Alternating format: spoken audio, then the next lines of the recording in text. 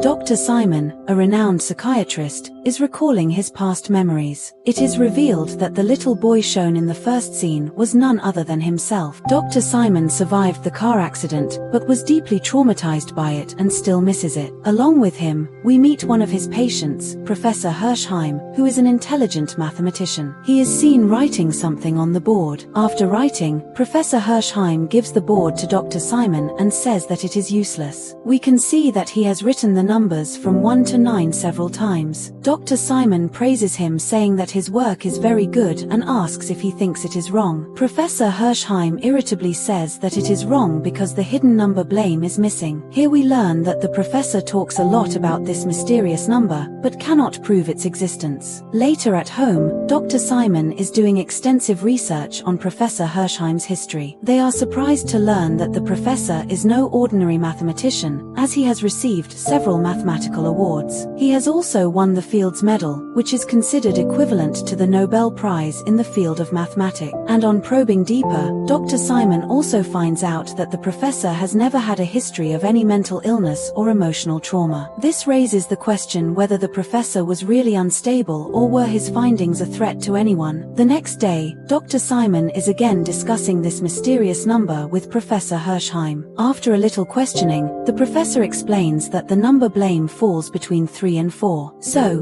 when counting it would be 1, 2, 3, blame, 4, 5, and so on. Tired of hearing the supernatural theory, Dr. Simon gets up and asks the professor to prove it. He brings a jar of jelly beans and orders the professor to prove the existence of the number blame by separating the jelly beans. Initially, Professor Hershheim is confident that he can complete the task and tries to arrange the jelly beans. However, after a few tries, he is unable to arrange the number blame correctly and throws everything out in anger. Dr. Simon then taunts the professor that he is unable to prove it because there is no such number. But an angry professor replies that he is unable to prove it because there is no external force stopping him. Dr. Simon dismisses his claims and says that he was with him the whole time and no one was there to stop him. After a heated argument, the professor asks the doctor for a pencil and paper so that they can continue their research, but Dr. Simon ends the session saying that he will think about the writing material later. Just then, the professor notices a black marker lying near the jelly beans scattered on the floor. When the security guard arrives, the professor hides the marker. Before being taken to his room, the professor frantically stuffs several jelly beans into his mouth, shocking Dr. Simon. The professor is then locked in room number 304, which is under high security and surveillance. Meanwhile, the sight of jelly beans scattered on the floor reminds Dr. Simon of the accident again. That day, when the police came to collect the dead body, the young Dr. Simon had picked up a similar jelly bean from the street. It was dropped by the man who was hit and killed by his car. In the next scene, Dr. Simon is preparing to go home after a frustrating day of work. As he is going down the elevator, it takes an unusually long time to reach from the 4th floor to the 3rd floor. This confuses him and he starts thinking about the veracity of the mysterious number blame. After this strange incident in the elevator, Dr. Simon starts gathering more information about the mysterious number. They learn that Professor Hershheim was actually arrested for causing a disturbance at a conference. After this, he starts listening to several recordings of his conversations with the professor. In one interview, Professor Hershheim says that the number blem is a very basic unit of the universe. He also says that there are many dimensions in the galaxy, but a normal human being cannot see them. He says that the main reason for not being able to discover other dimensions is the lack of proper mathematics. He also adds that if the mysterious number blem is discovered, humans can travel to other dimensions and explore them. With the discovery of the blem number, humans will also be able to time travel and communicate faster than the speed of light. While Dr. Simon was completely immersed in the recording, he noticed an ant on his desk. Being the good person that he is, he carefully picked it up with a piece of paper and threw it out of the window. In the next scene, a tired Dr. Simon is having a few drinks at a bar. He is upset with the recent events happening around him, so he is on a break to clear his mind. As he is cracking open some peanuts, one of them suddenly opens up by itself without any external force. The doctor is immediately startled by this supernatural event but before he can calm himself down, he sees Professor Hershheim writing some mathematical calculations on the window of the bar. He immediately gets up and starts chasing the professor. After a little running around, Dr. Simon reaches a quiet street. As he moves a little further, he sees a television showing the news of the same accident from his childhood. The news also tells that the old man hit by the car has not been identified even after 3 days of the incident. He then sees that his younger self is watching that strange news. It turns out that the doctor was just having a bad dream, and he is woken up by a phone call. On the phone, he is told that Professor Hershheim has disappeared from his room. This way, there was some truth in his dream. The doctor immediately heads to the mental institution. Upon reaching there, an employee named Jean tells that they are going to start a second search to find the professor. He also tells that the professor was present during the bed check and he did not let anyone else enter the room. Now the question arises that how did an old and weak person like the professor escape from such a well-guarded place? This confuses Dr. Simon as well. When the two reach room number 304 to check it, they are shocked to see mathematical equations and formulas written on the walls. It seems that the professor has done his research overnight with a marker. After inspection, the doctor finds 3 jelly beans on the table, which are just like the beans in his room. He also finds the lid of the marker on the floor, which reminds him again of his childhood accident. In the flashback, he had picked up a black marker whose lid was missing. Suddenly, he remembers everything and understands what has happened. As Dr. Simon is busy understanding the situation, Jean picks up a jelly bean from the table. Despite Dr. Simon's refusal, he tosses it into the air and eats it. However, Dr. Simon still sees the 3 jelly beans on the table, as if no one ate anything. He then vividly remembers his childhood accident. The film ends by showing the scene of the accident once again. The jelly beans are scattered on the street and the dead man's face is finally shown. It is Professor Hershheim. Now, for those who are still confused, let me explain. This film is based on time travel, where the main character, Professor Hershheim, is a time traveler. When he was locked up in a mental institution as unstable, he was actually a genius and knew things that no other human could even imagine. His lifelong theory, the mysterious number blame, was correct, and his predictions about time travel were also correct. Because he was locked in a cell without any material to continue his research, he was unable to prove his theory and everyone made fun of him. However, when he finally found the black marker, he used all his mathematical abilities to find the blame. Blame is the focal point for time travel, so he used it to jump between different time periods. In this case, he went back to Dr. Simon's past, where he unfortunately got hit by a car and died. Although he succeeded in time travel, he forgot one rule. Anything that does not occur in that timeline will be deleted by the timeline.